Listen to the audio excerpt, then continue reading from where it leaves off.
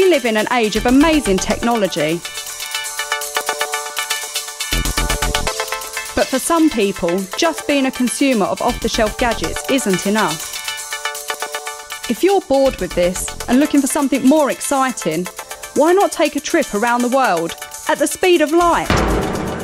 Delta Kilo 8 Lima Golf, this is Mike X-Ray 0 Sierra Sierra Whiskey. Okay, thank you Frank for coming back to my QRZ call. My name is Adam, as in Alpha Delta Alpha Mike, Alpha Delta Alpha Mike, Adam is my name.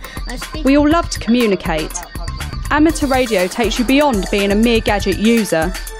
It challenges you by putting you in charge of the technology. The bit that always interested me in the amateur radio was always the construction. One of the big things I've been interested in constructing is using the Raspberry Pi in amateur radio, because it's a small single board computer. It has a lot of potential, a lot of opportunities. So we're building a radio receiver. Okay. And so I'm just on the part which is the demodulator. This is a hobby with hundreds of different ways to have techie fun. Using this simple ham radio transceiver and a good antenna, you can talk to other amateurs around the world, and you can do it from almost anywhere. I'm at a portable station. The radio signals you transmit travel around the world at the speed of light. No internet connection or mobile phone signals are needed. Just your own skills as a radio ham. I'm 11 years old and I'm about to do the foundation licence here in England. Over. I got into amateur radio really to get a greater understanding of technology. I spend so much time on my phone, on laptops, and really have no idea how any of it works. It was a really welcoming experience for me, a really great community, and really easy to actually do. In disaster situations, when normal communications are out of action, amateur radio still gets the message through, which is why many hams belong to organisations that train their members to provide emergency radio links when needed.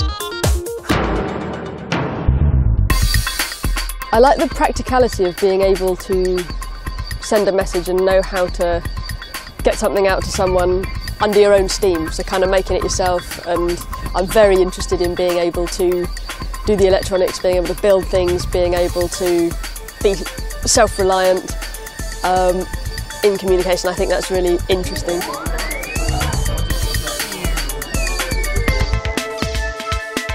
It's great fun talking to other hams in unusual and sometimes exotic places around the world. And beyond. The International Space Station carries ham radio gear on board, and there's always licensed amateurs among the crew to use it, such as Commander Doug Wheelock. I've really enjoyed using the ham radio and talking to ham radio operators all over the world. Radio amateurs around the world also build and launch their own satellites, and hams anywhere can use them for space communication experiments. And of course, to chat to each other. Golf 1 X-Ray India Echo. Golf 1 X-Ray India Echo, Golf Bravo 1 Yankee Oscar Tango America. Afternoon, 5 and 9. We're using SA50, which is an FM transponder satellite, which was going over from about west to north, around 70 degrees elevation.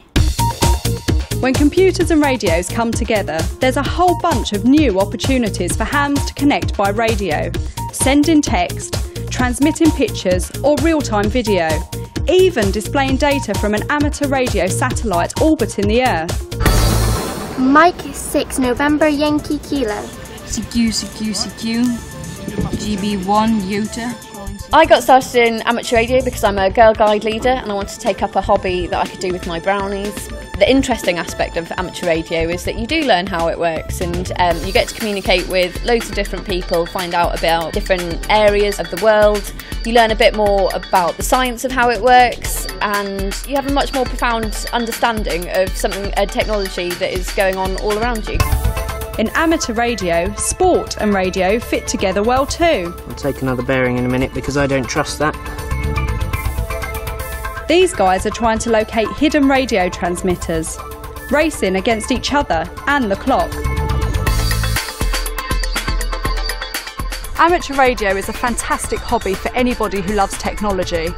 I've only really been involved in the hobby for a really short amount of time, and I've been speaking to people all across the world.